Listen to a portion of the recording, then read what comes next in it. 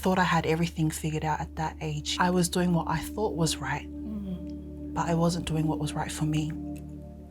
Two people, one big reveal. I Never Told You This, a simple card game where one question could change everything. It starts light. What small thing brings you joy?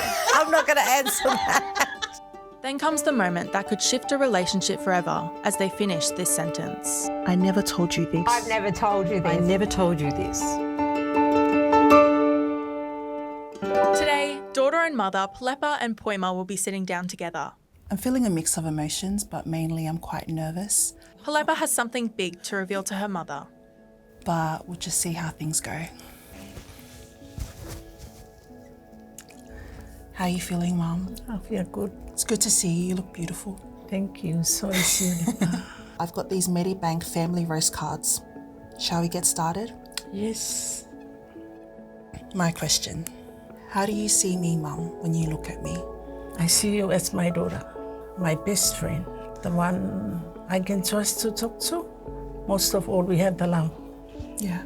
Mother and daughter. Getting be emotional. I never really expected that to come from you, Mum. Tell me about the time when you were most proud of me.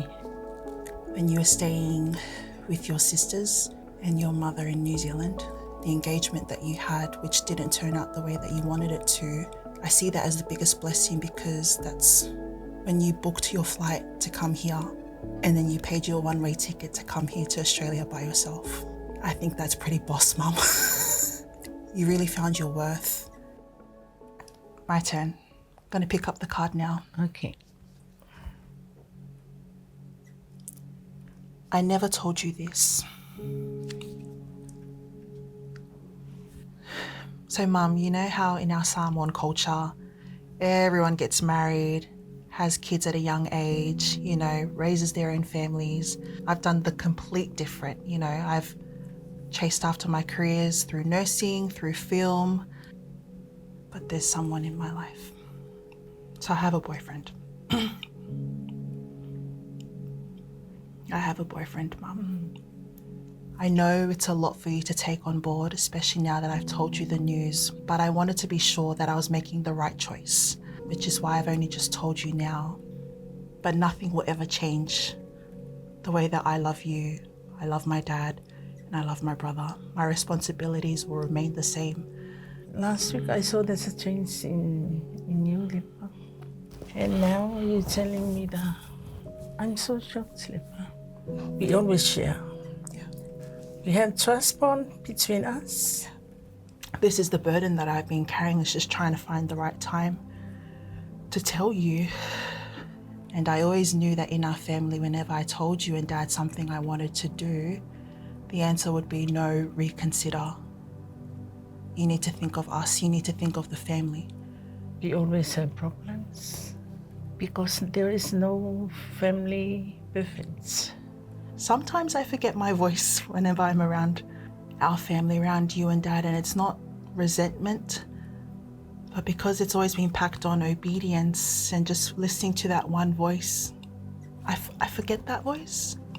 Since him, he's allowed me to find my voice. He would tell me to talk, even if it meant tears first before talking. I don't know if I ever told you the story as to what inspired me to leave nursing, but there was a patient that I looked after, and he was end of life.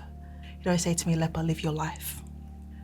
And it got to a point where I didn't want to go in and see him because I was sick of hearing those words, and I thought, why me? I thought I had everything figured out at that age, But little did I know that I was suffering inside because I was doing what I thought was right, but I wasn't doing what was right for me. I see him in our family dynamics and I want him to be accepted.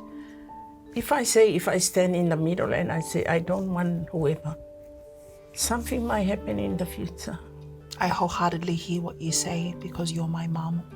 You're entitled to your concerns. But I just wanted to let you know, this person, I love him with my whole being. It's just the beginning, but you don't know what's at the back. That's the thing I'm worried about. But I don't want you to get hurt, however. That's a big worry. You've always wanted to just shelter me, even till now. And I remember you telling me about your mum hanging on to you when you were at Auckland Airport before you boarded the gates to come here. And you just felt like you needed to grow and spread your wings. Had you not left New Zealand, we wouldn't be here. You know, I wouldn't be here. I find so much strength because I think of what you went through. You went against the grain and you made a mark. I know it was very hard for leaving my mom, but I came here because of what she wants. I don't like it. I don't want it. Because I don't want to be suffer for something that I don't agree and I don't really want to. I said to myself, I had to leave and look for a better future. See what's the other side of the world is like. I'm not stopping you, you're a growing woman. But you had to make the right decision. But if you know you're happy, then you do it, Sleeper. I know you, my daughter. You're a very good girl. Everything. Thanks, Mum.